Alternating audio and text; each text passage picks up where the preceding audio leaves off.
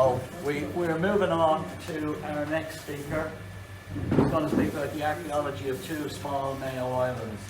If you spend time out there, as I did, and some other of you may have, with Brian Dornan, they're not that small when they spend a bit of time out wandering around from one place to the other. There's a very narrow little channel between them, and it's quite a treacherous little channel, so you have to do a wide sweep around. But yeah, this is fascinating stuff. Actually, I don't know how Brian became interested in the Inishkeas, but he's probably the foremost expert in Ireland or any time, done a lot of research out there.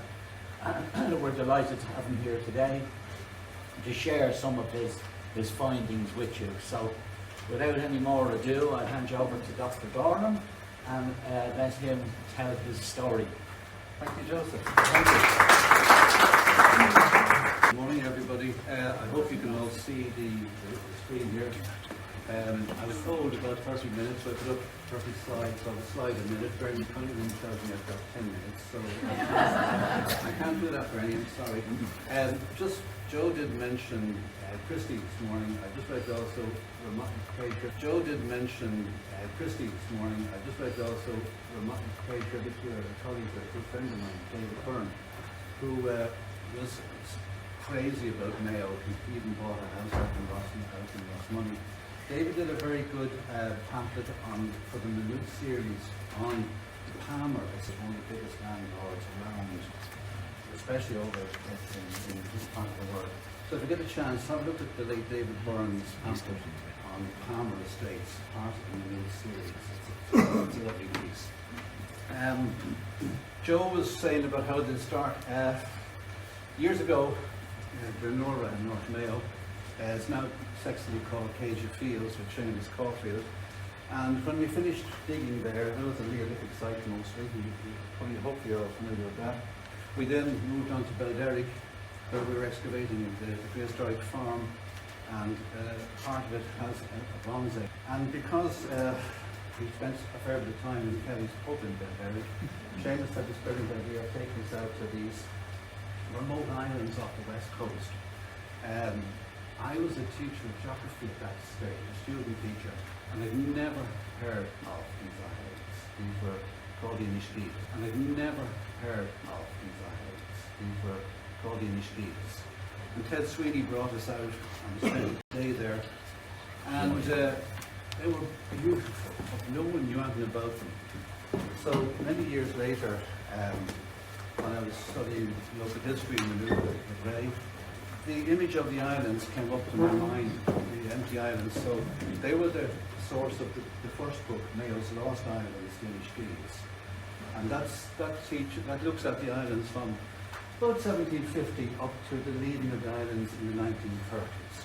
So if you'd like to see the life and times of two small townlands off the North Mayo coast, Mayo's Lost Islands is the book that was produced. Since then I've been working on the archaeology of the islands, and you might say, why Mayo's Islands archaeology and Newport and Downstairs? There's no connection. Yes, there is.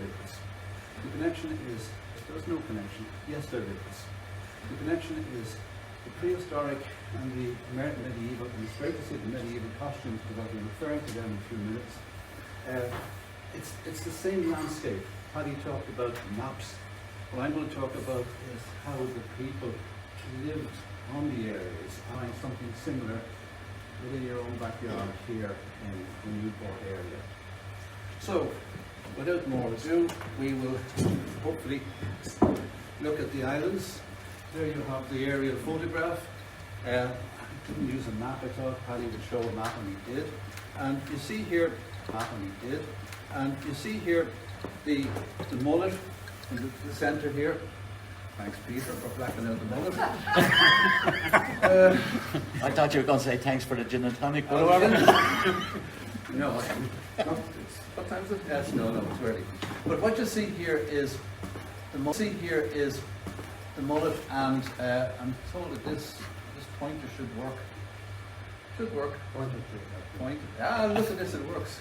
There's the mullet, and there's the long isthmus going down here to Black Sod down here, and then you have little double on here, and then you have the two islands, Inishkea North and South. But have a look also, there is a line going up this way, and then you have Inishkea, and then you have on up to Anna, and then you have up to Eagle Island, and all of this landscape at the end of the last glacial period. Say 10,000 years ago approximately, there was a kilometre of ice over this country. And that ice gradually, as it retreated, released its water. But the water levels were different in those times past. And all this area here is a survey called Emerging Landscapes. All this area here could possibly have been this coastline. And you can see them there, and it swings around, and following the contours makes a very shallow bay here. So when you look at a place and you see it now, that's not really the way they saw it. These may not have been islands. There may have been one island. You may have been able to walk to it. We don't know for certain. But it's likely, if you think about it, during the Neolithic Early Bronze Age, which for the Bronze Age for our purposes we're talking about 2000 BC. For the Bronze Age for our purposes we're talking about 2000 BC. This could have been part of a mainland. However, just to get you a background, that's what the islands are like now. And you see here then, that's the divide between the North and South Island. That's fairly new in the last couple. All these faults running in across the island like that here, there, hit there. You see the lines of them there, where the sea is eating away the islands as we look at them. And there, this gap here was created in 1920, 100 years ago, when Francois Henri was excavating out there in the 1940s, 1945. She went out there first in 38, 45, and in the 50s. She's still known as the French woman, amazing woman. She went to all these islands and she produced fantastic art historical information. But that gap was created by a bad storm. In 1920. And we'll be looking at that area in detail. A few years ago when Joe and Paul and myself and the group of us were all out there camping on the island, you could get across there at low tide. And I'm sorry, I was across that channel. He took her across the channel. He didn't bring her back. So you kind of wonder, don't you? Anyway, you can now sail through that gap. So things aren't static, especially in historical and archaeological terms. So when you look at a map, it's only a picture of what is now. Things are going to change all the time. But there are, as you see, two islands. There's, go back, Chris. Come on, there you go. We should be able to see that there are two islands. North Island, flat, Macker, beautiful island, with the village here. The South Island running along here with the little harbour there. The only pier is there. And it takes you about an hour to get out from backside to the islands. Again, worth going out to. Hard to get out to sometimes. That they're kind of worth spending a bit of time on and respecting. So it's going to be that area here, just for the start. I want to show you a couple of pictures. This is called Undul. You all know, most of us know what Undul is. But one source of information I got on it was the folklore. And I know you probably have the same for around here for Newport. There was a fantastic amount of information gathered in 1930 when the children were asked to go out and talk to their grandparents about their area. So the grandparents took you back to the 1850s, 1840s, in famine time, etc. And I was able to get information about the so-called promontory fort out on the dune from the children of Inishkea who have been moved back to the mainland in the 1930s. Now, some of it is rather ridiculous, but children in schools can be a little bit strange. But it's a great source of information, the school's copybook collection. So, there's the two islands. That's the McGinty's boat, by the way. McGinty's boat actually ran up onto the the rocks here and was wrecked, and the bits of it are still there. We camped here with Joe. That's because Birdwatch Ireland have put up areas for the corncrake. So it's a valuable, beautiful, sensitive place that everyone in Mayo should respect and protect. And I don't know what the future is, but hopefully we'll see something that will keep you interested. Hopefully we'll see something that will keep you interested. There's the dune. That's the dune there. What there is a little slice of land. You can see it there.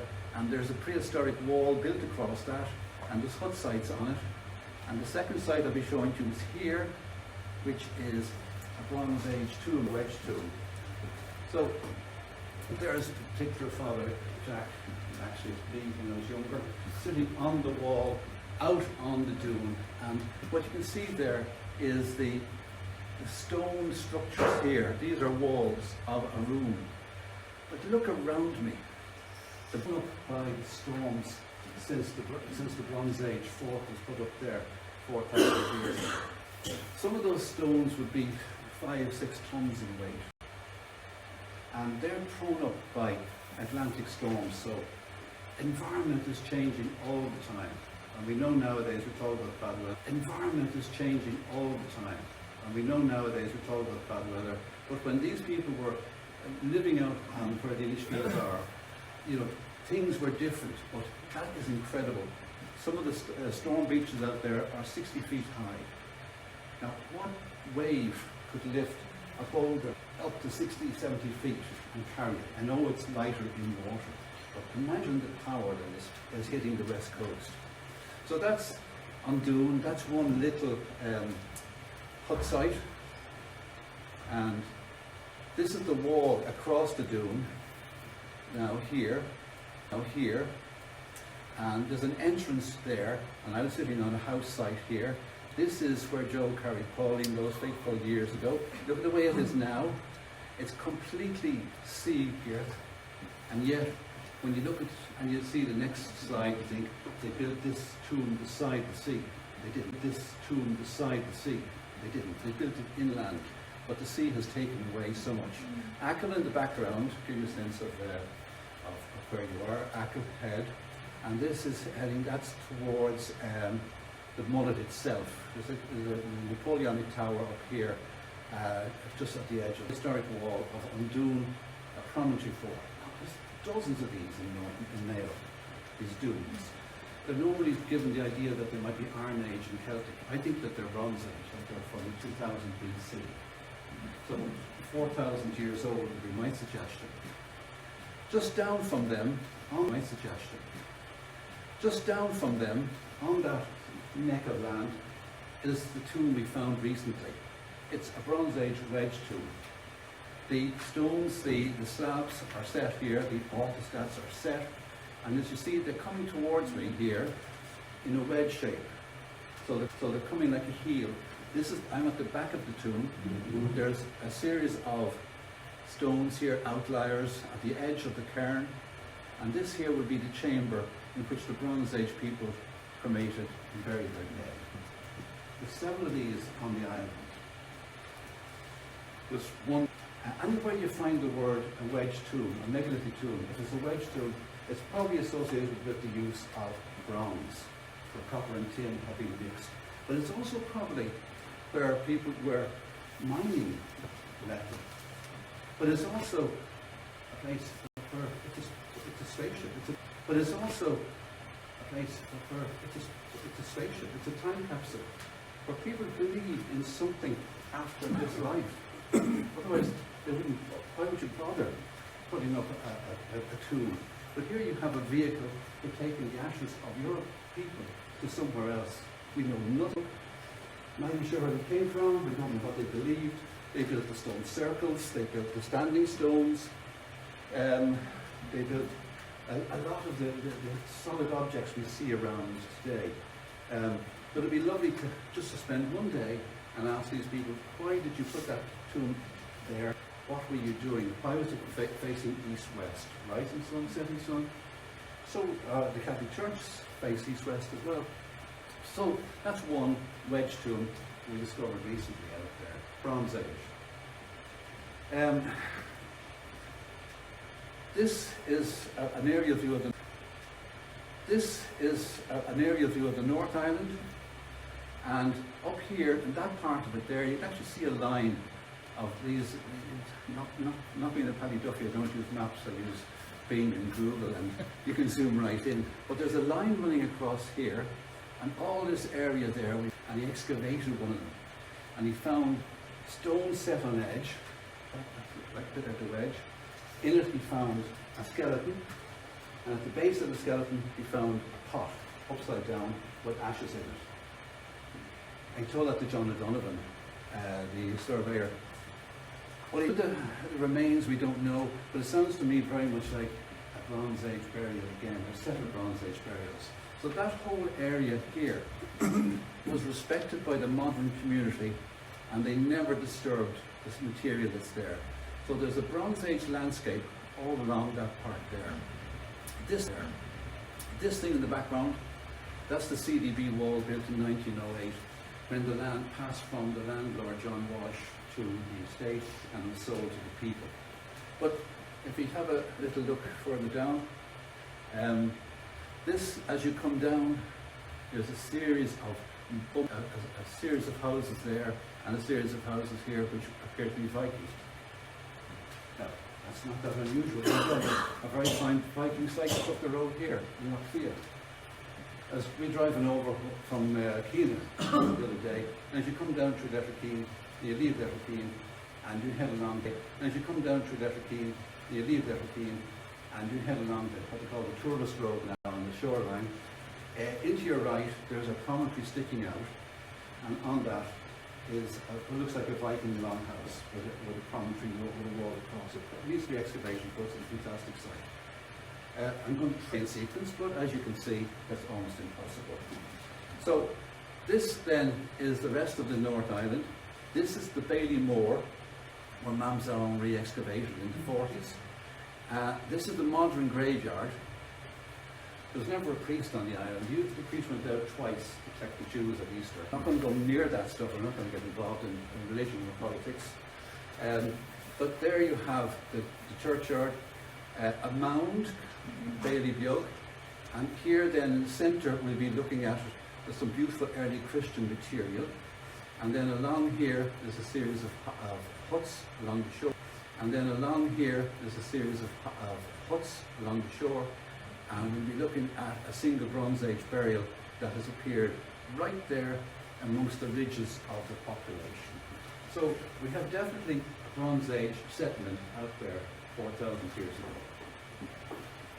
This is north, and there's Eagle Island way in the distance. Fantastic lighthouse. But even its window was broken, glass was broken by a storm in the 1880s at 220 feet above sea level. This is Inishkea, and then this here is Inishkea, and that's the area of the Bronze Age settlement. As I said, field systems, etc. This structure perplexed me for a long time. It's conjoined houses, beautifully preserved, beautifully laid out, until I read Mam's Henri's diaries, and she talks about cleaning up one of the, what she called a Scara Bray style house, Scara Brays in the Orkneys, and she considered it maybe was a Viking period house, and I think she probably was right. There's two of those conjoined settlements together. They haven't been excavated, but they look very like Scara Bray, look very like what you get up in the skin, that there might be Vikings around the North Mayo coast. But look at Inishkea, look at Inishmurray, look at Carn in Balmullet. There's a Viking grave there. So there's a whole lot of Viking information coming in the last few years. And Ned Kelly from used to be in the museum who produced a private article on the Vikings on the west coast of Ireland. And I think he agrees that this Inishkea can now be associated with the Vikings as well. And that's the Bailey Moor. That's on Ballion Moor, the big town. It's a huge sand dune, and an ex-islander, the Master Paddy Lavelle, told me that he used to drive cattle across to the top of the North Island, where there was a dune like that filled with bones and shells, and it was swept away in the storm of 1920. But this is not just a sand mound. On top of it, it's a huge cladded mound. So the whole vast dune has been stabilized by man. Look at that, every single stone on the windward side has been placed there to protect whatever this is. It's astonishing, and it's a national monument, but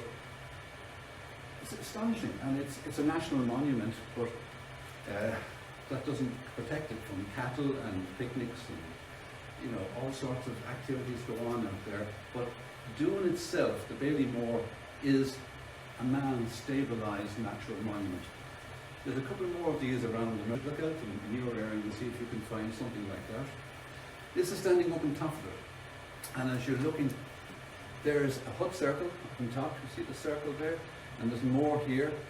And there's a standing stone, beautiful early Christian or medieval standing stone here on this embanked area, the modern graveyard. And then you have Duvalon Beg, Duvalon Moor is here. You can't get out to Duvalon Moor anymore, it's privately owned. Beautiful cross slab, beautiful early Christian, early medieval oratory, and clean or children's burial ground from baptized children. Clean or children's burial ground from baptized children. But as it's privately owned, the gentleman who owns it doesn't like people landing on it. But just shows you have to look and see how things are. Morali there in the background. So you're on top of the mound, and that's beside you. That's in a hut on the mound. But just look at it for a moment. It's Christ on a cross. But have a look at the detail. Now these, why did they create this? There's only two in the entire country I've found, and one is next door on Duvalon, where you got these beautiful crucifixion slab scenes. Have a look there. There's Christ, and he's got, I think, like Coptic eyes. He's got oval, beautiful, almost Coptic eyes. He's got, the hands are here, stretched out. Whoops, go back. The hands are here, stretched out. He has the little fellow beside him, there's his nose, and he's sticking the spear into his side. You see the spear coming up there? And this fellow standing on this side, and he's sticking a sponge, and they've used an actual hole to make the sponge here. And instead of angels as there are on some high cross, a small nappy, rather than showing the fact that maybe he was a young Jewish man. And below him you have beautiful swirls of spirals for his limbs. And that's very close to what's happening on Duvalon next door. I haven't found anywhere in this island, anywhere in Dornan, anywhere in Ireland, the parallels of these two.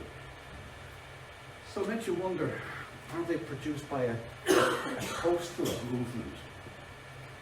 Could it be that what you have is some the iconography of an early Christian, early medieval Christ being brought up along the coast, perhaps maybe from the Mediterranean? Why are they not spreading to Inishkea or Inishmurray or all these other places? I'm not sure. And the other point is, why have them there? What are you trying to do? Are you just trying to teach your island about your medieval God? It's a beautiful image, but it has been reused to divide up a Viking-style room.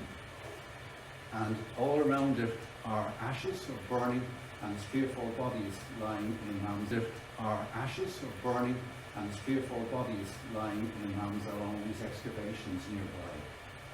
So that would also fit with the concept of a Viking settlement out there as well, who you couldn't fail to recognize that as Christian, but not respecting it as having any sacred value. It's exposed to the wind and weather. I don't believe in taking them away from where they are, but I think it should be protected in some way.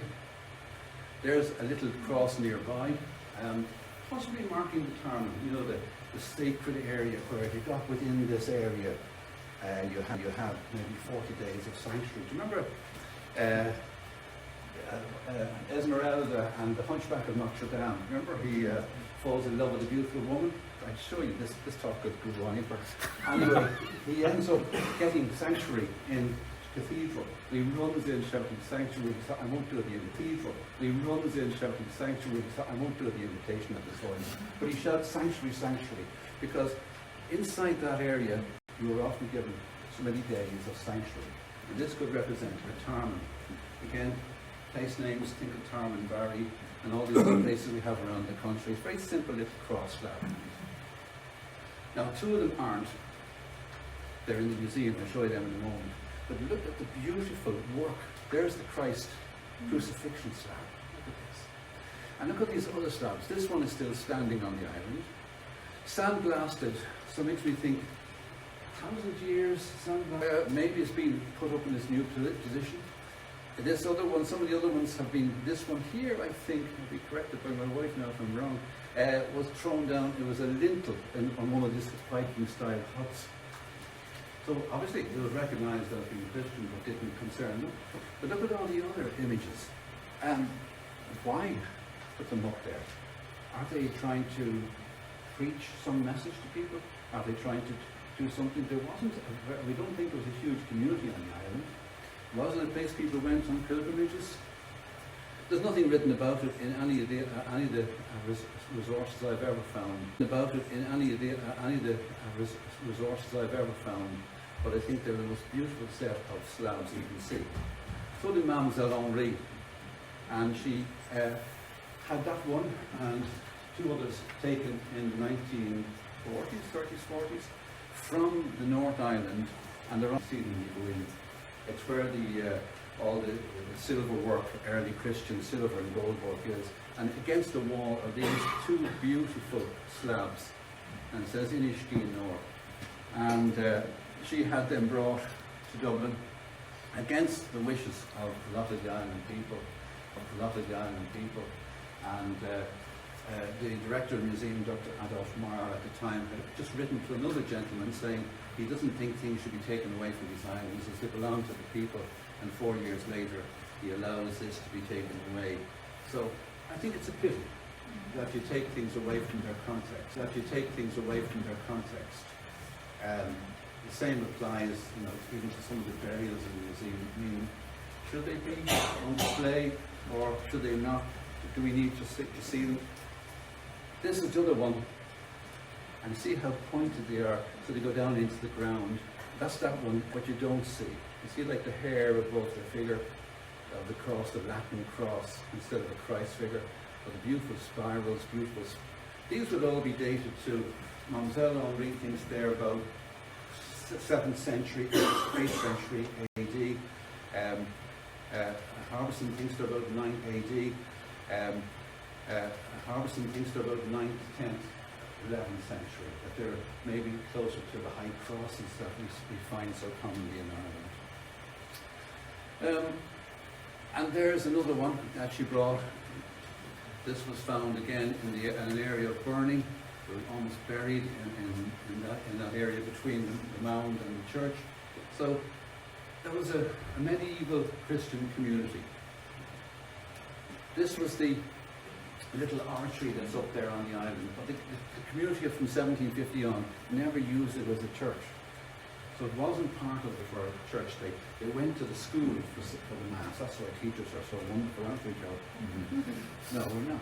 So the teacher used to say the rosary in the school, and when the weather was bad. Otherwise they sailed across to the mainland to go to Mass. But this is St. Columcille's Oratory. Mass. But this is St. Columcille's Oratory, facing east-west, very, very large masonry door. The path beside it that you see there was created by the CDB in 1908 when they striped the land, as Paddy was talking about the striping. And in the land striping that took place, and they regularised it. It had been originally a rundale system, now it's linear. But this wall ran by, and it led to this little tiny church, the Oratory, and the village is down below there. This is the village on the North Island where there was a pier for 1 year. But what I want to show you here is not modern settlement. That's the house we stay in. There's a little schoolhouse there, and that's where Sweeney's house. That's where Mademoiselle Henri stayed. It's still habitable, but most of these houses here have not been roofed. That's the well where they roofed. That's the well where the island gets its water there. There's a couple of streams dried up there. But here, I want to show you, right at the very last house here, on that beach there, I was looking for a holy well that was marked on Ball's map and in the sand. And looked back and right to the end, and about half a metre down, I should say, from the top of the ridges, on the old surface, there were two leg bones sticking out. And I must take a photograph of this and clean it up, see what it is, because it was in the ridges, just below the ridges of the potato ridges, the ridges. So we started cleaning it to take some photographs, and the part of the front cascaded in because rabbits had undercut it and it crashed down on the ground. And it revealed beautiful pieces of Middle Bronze Age pottery, very large pieces of Middle Bronze Age pottery, and a good lot of human bones. All I did was no excavation license. You don't dig, you can't, you want to do it. Photograph the bones, put them back into the ground where they were, and send the pottery to the museum, and they have it all on file there. And that came out, crashed out onto the ground. Now I think I'm not a doctor, nor a Joe says history is my world. I see a skull, and I think another skull there, and maybe Peter. Some of your veterinary skills might tell us a little bit, and other bones here. Your veterinary skills might tell us a little bit, and other bones here, leg bones, very thin and tiny bones here. Now the pottery I kept separate, and it's all gone to the museum. Now that I put back in to where it came out, and when I went back the following year, it was gone. The sea had taken away. And they were buried there. That's where they wanted to be. But I put them in a box and sent them to the museum in Dublin, where they could put into downstairs in the basement. I don't think so. I think there they are. You can have a look at them. These are two Bronze Age, or one or two Middle Bronze Age people who lived on the North Island, looked out across maybe, or looked out west. What thoughts went in those heads? What food created their diet? They weren't cremated and buried in a wedge tomb. So they're a different time from the wedge. So you're talking about another Bronze Age settlement. And the nearest, so you're talking about another Bronze Age settlement. And the nearest one to you here is up the road, down Letterkeene. If you go to Letterkeene and go left, just as you leave Letterkeene, there is a ring fort in there, Inishkea, and it was excavated by O'Riordan, I think, 30s or 40s. When they excavated the ring fort, they found there was a moat around it and a souterrain. But when they were finishing up, they found that the hill it was on had about 8 or 10 Bronze Age burials in urns inserted into the hill. So there was a Bronze Age community living somewhere up the road there, and that was their sacred place. They cremated their dead, and then the medieval people, and you've seen the people dressed in medieval costume here, came along, built their very fine ring fort on top of it, Inishkea, the Windy Fort on top of it, Inishkea, the Windy Fort, just beyond Fergus's house in Letterkeene. Go and have a look at it. I think you sent a photograph to me at one stage of the ring fort, Inishkea. It's very hard to find now. There used to be a track leading into it through the Quilcher Forest. Now if you go almost out of Letterkeene, and there's a track on that, and in there to your left would be maybe 100 metres in to your left, there's this beautiful ring fort, which would be about half the size of this, maybe half the size of this room. But it's also a Bronze Age burial place. And amazing, there's so much material that's around the place, and we don't. The Middle Bronze Age, about 1500 BC, people who lived out on Inishkea. Then we can move to the South Island. Now the South Island is probably more famous for its whaling station here in 1908, when whaling was banned in Scandinavia. They came down to who else but Ireland, and they set up whaling stations there, and Ely Bay, and up in Donegal. And for 3 years they slaughtered all the whales that were sailing down, and there's a film on the internet about the whales and whaling. You'll see it. And Fairley has a very good book on Playhouse and Whaling, which we're not going to talk about now. Playhouse and Whaling, which we're not going to talk about now. Again, horse could stay in the one with the topic. But this is the South Island.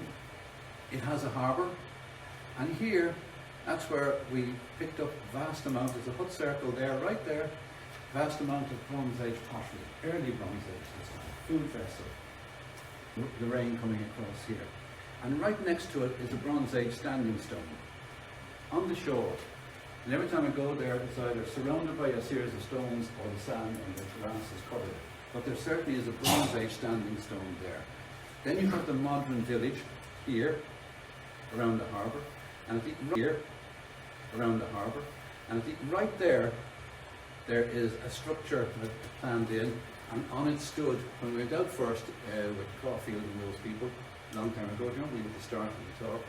There was a beautiful standing stone up there on that mound. It fell down because the island being deserted, it's overrun by rabbits. The local paper said vandalism on the Inishkeas. That somebody went out there and managed to break something that size when it just fell down. But anyway, we picked up all the pieces a few years ago, put them onto an awful concrete slab built by the Board of Works. And there was about 30 or 40 lovely querns scattered around the island when we started going out first. There's about 8 or 10 now. People take things because they think it's nice to have them in their rockeries. It's where they are is their value. That's where the people were. It's where they are is their value. That's where the people were grinding the corn. That's where they were growing the corn. That's where they were eating the bread. That's where they were living. Your garden might look lovely with it growing, but it's not where it belongs. So these things suffer attrition. Further along, this is all the CD. Right here is a beautiful holy well, St. Dervla's Holy Well. We look at that. And then the track runs down here, and the sea is just about cutting across here. Right there is the 80-foot high stone beach with stones that say about at least 10, 20 tons on top. This runs down here, and it's going to be cut off in the next couple of years. And here, the sea is almost cutting across here and here. But there are more Bronze Age pottery has come out of middens. A midden is a shell dome along here. And here, place names, fantastic. Paddy was talking about the field names, but this is names, fantastic. Paddy was talking about the field names, but this is Ardnamana, what do you call it? There's Shanvalia. There was the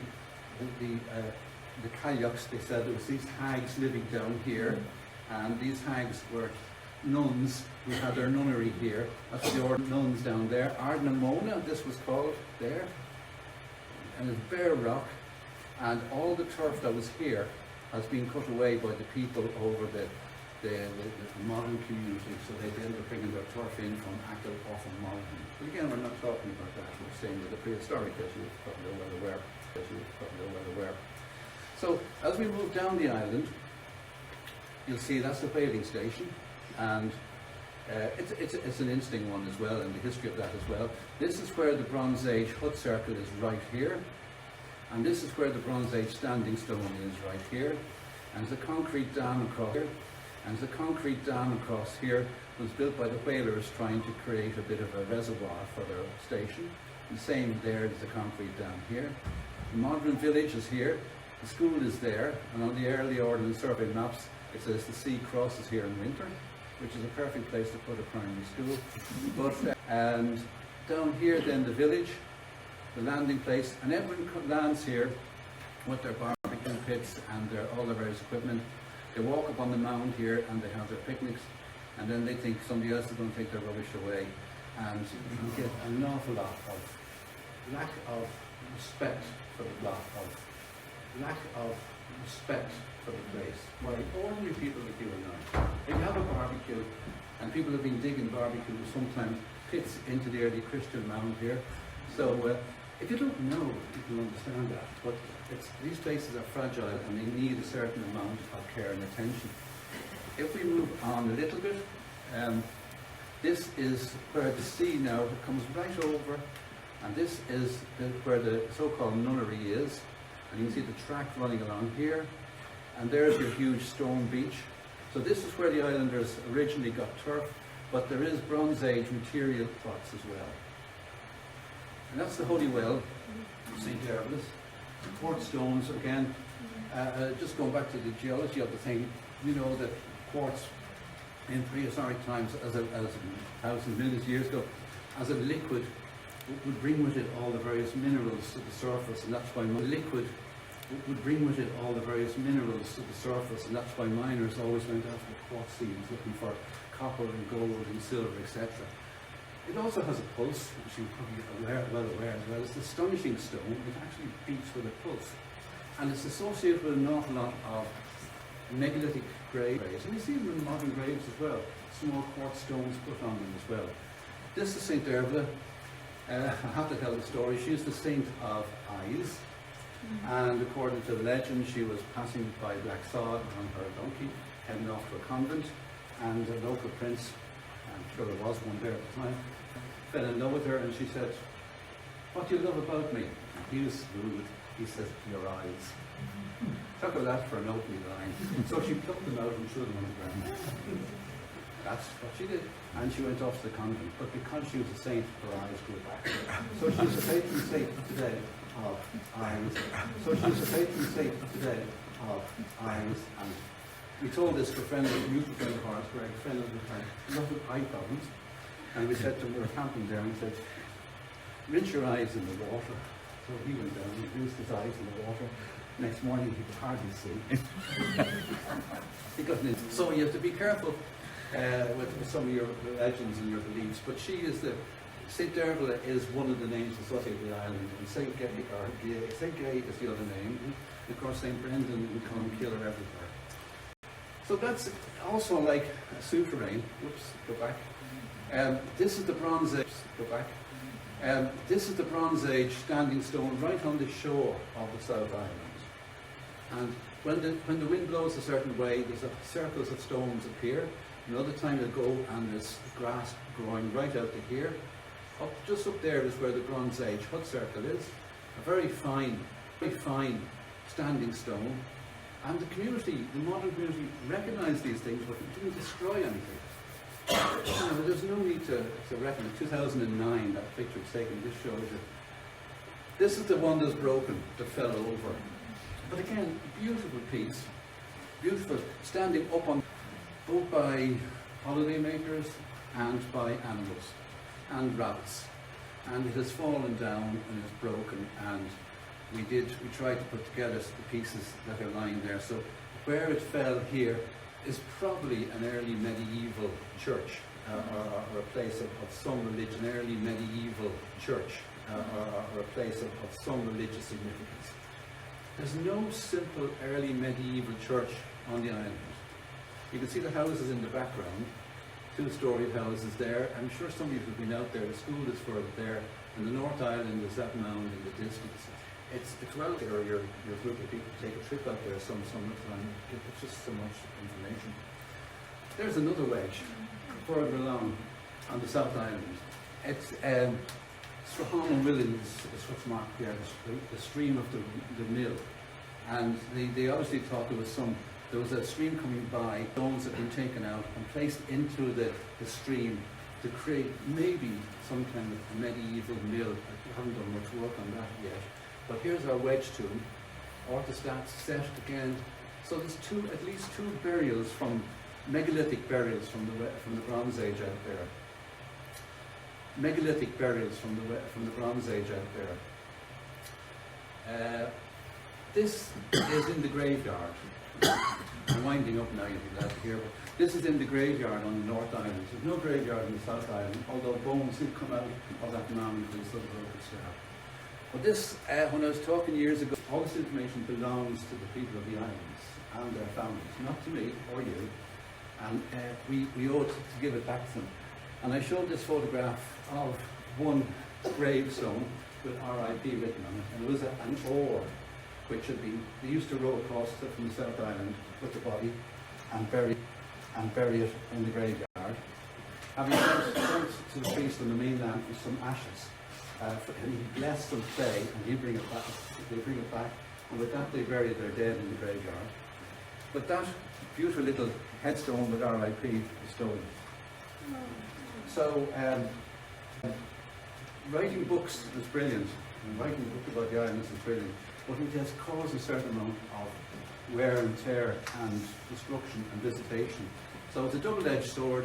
I'm hoping that the people of the Mullet, when they have things like this and they develop a plan that you're developing for your area, will look